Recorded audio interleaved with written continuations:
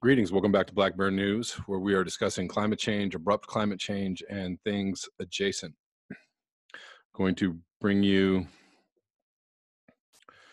just kind of a overview of some things going on in the world, the ongoing situation, the crisis as we know it. I just want to relay a story to you. I had an interesting interaction last night with a woman.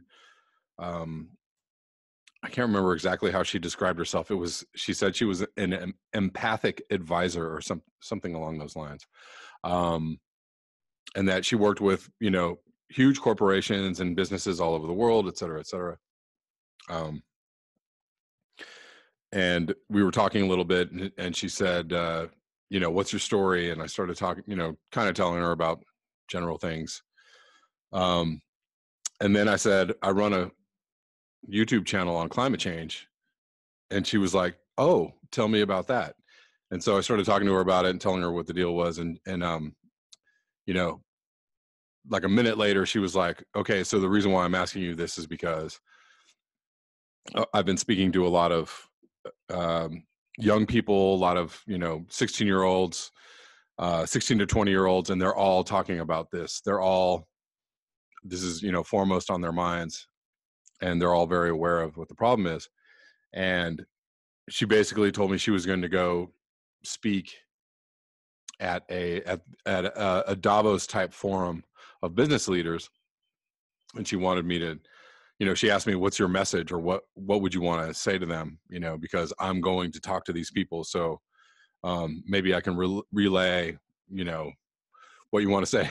I went straight for the jugular, and she may actually be watching this, so I want to actually preface this with saying that it was a very inspiring conversation, and it actually just renewed my resolve and my vigor and my inspiration to do something, to tackle this problem, to do something about this, if at all possible. But anyway, as I said, what you can tell corporations is to take their money and shut their doors, because they're the ones that are, they're probably the main drivers of this problem.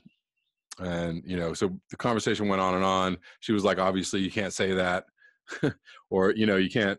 And I also basically relayed the idea that we should be living more as Aboriginals and maybe more like Native people, close to the land and off the land, et cetera, et cetera. And we kind of came into an agreement that it's going to have to take a little bit of that, a little bit of technology, and a little bit of something in the middle of all these ideas. And that's basically my thought. Those are my thoughts on the matter. Anyways, we're not going to save ourselves without technology, so we're going to need some technology. Anyways, it was an extremely interesting conversation. At the very end, when the end of our conversation, I said, well, okay, this is what you can tell them, that in order to advance mitigation against climate change, everything's going to have to contract. You're going to have to contract, degrowth. You're going to have some kind of degrowth plan of action. And corporations are going to have to accept the fact that they're, corporations are totally built on a growth paradigm, on a, giving their investors more than they gave them last year, et cetera, et cetera. So how do they change their entire mind state to contract and to become things that serve humanity and serve the planet, instead of destroying the planet and destroying humanity, which is what they're doing hand over fist at the moment. It was cool. She was like, I like that, corporations in service to people rather than, who knows if that's going to be really heard. These things can be heard, but can they really be heard or understood by those who control the levers of power? I don't know. Anyways, I hope she's watching. I gave her my YouTube channel, and hopefully she watches a few episodes and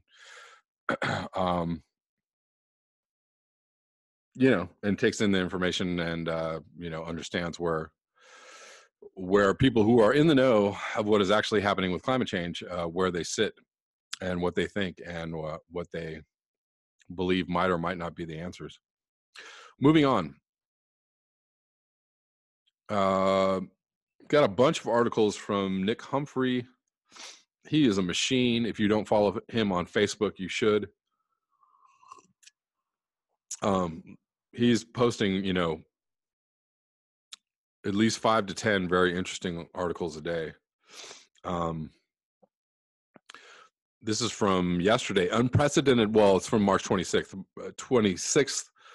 But I grabbed this yesterday. Unprecedented flooding hits Iran, forces village evacuations. Heavy flooding continued in Iran on Tuesday as many provinces geared up for days of waterlogged misery, and authorities warned possible floods in the capital, Tehran, as well as the oil-rich south. President Hassan Rouhani promised compensation for all financial losses and called for the armed forces to help in flooded areas. At least 23 people have been confirmed dead and more than 200 sustained injuries. The flood has blocked a highway in eastern Tehran, or Tehran. I'm going to link that below. Moving on, Russia is building a massive new gas plant on the Arctic coast. Whoops. As climate change rapidly warms the Arctic, Putin's Russia places a big bet on the future of fossil fuels. All righty. So maybe they're up there trying to gather these gases that are leaking, while most of the world is watching the rapidly melting Arctic with increasing alarm and placing the blame squarely on fossil fuels. Russia and its partners in France and China are seeing ruble signs, billions of them, in fact, to be made selling Arctic fossil fuels to the rest of the world. Thanks, guys. Late last year, the Russian energy giant Novatek finished building the northernmost industrial facility on the globe, Yamal LNG, a $27 billion liquefied natural gas plant sitting at 71.2 degrees south at Sabeta on the bank of the Ob River. The facility and its new port cling to the eastern shore of the gas-rich Yamal Peninsula, which sticks up like a frostbitten thumb into the Kara Sea, that is, in the middle of frozen nowhere, or soon to be unfrozen nowhere.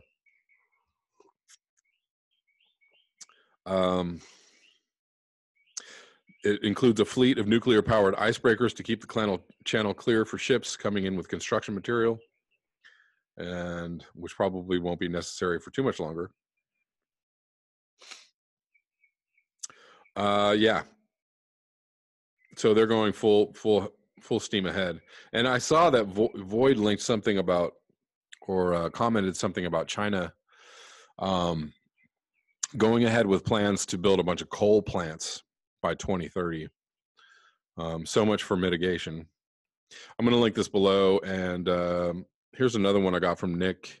Global warming blamed as wildfires blaze across unseasonably hot, dry Portugal. Interestingly, that's where this meeting that this woman is going to is taking place.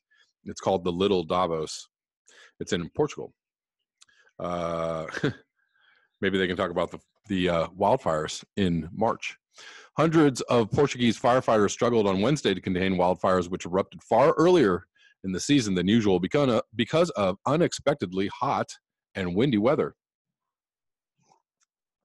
Golly, I wonder what could be causing that. 10 fires were burning across the country, most in the north, several months before the late spring season when fire crews are normally in place. Meteorologists said global warming had made it difficult to predict where blazes would erupt. This is from March 28th, 2019. Helicopters dropped water on flaming woodlands near the tiny village of Gondomil on Portugal's northern edge near the Spanish frontier.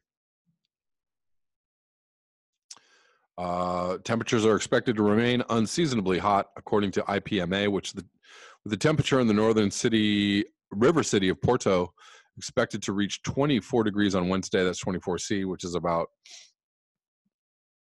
I'm trying to do quick math. Let me see. Oh, that's pretty warm. Was that 80 in the high 70s, low 80s? Fairly warm.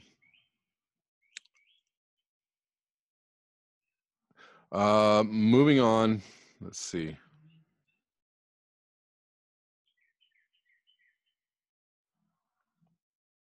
I'm going to wrap it up with this from Science Alert. International climate change reports are dangerously misleading, says eminent scientists. Those who deny the reality of anthropogenic climate change often point to the fallibility of climate models, calling those who agree with such estimates alarmists. This is from Carly Casella. This is from 2018, so a few months ago, August. We'll call that 6 months ago or 7 months ago. Far from overstating the effects of rapidly warming planet, the new report called What Lies Beneath the Understatement of Existential Climate Risk argues that the bulk of climate research has tended to underplay the real risks of climate change. I believe I read a few articles on this last year. There were a few things floating around. While the report doesn't present any new research, it does draw on previous studies and quotes from leading climate scientists to show that most climate research is based on conservative projections and scholarly reticence. This we know. The foreword is written by Hans Joachim Schellnhuber, who was the head of the Potsdam Institute for Climate Impact Research for 20 years and a senior advisor to Pope Francis, German Chancellor Angela Merkel, and the European Union. The paper itself is primarily focused on reports made by the Intergovernmental Panel on Climate Change, which not only provides information for climate policy making around the world, but also influences the public narrative around climate change. Because of political and industry pressure, the paper argues that IPCC reports also tend toward reticence and caution, erring on the side of the least drama and downplaying more extreme and more damaging outcomes. Predictions for sea level rise are a classic example of how the IPCC tends towards the safest position when dealing with conflicting science. So I'm going to link this below. I think, we've already seen several papers saying the same thing. Lastly, I'm going to link an Extinction Rebellion video in this in the description box. Just watched another good one. It's from an event they had in Oxford. George Monbiot is part of it, and really quite good. I just find these Extinction Rebellion videos very inspiring. I love watching them. So I'm going to link it below. Hope you guys like it. It's pretty long. It's almost 2 hours, but good stuff. All the same information that everybody already knows, but it's good to see more people being aware and talking about this. And it was a big crowd, 350 people, and apparently there were people outside that could not get in to this event. So people becoming quite aware in England about this and saying now is the time for action. That is all I have for you today. Thank you so much for your eyes, your ears, and your conscience. If you would like to support this channel, you can do so at the links below. Until next time, peace.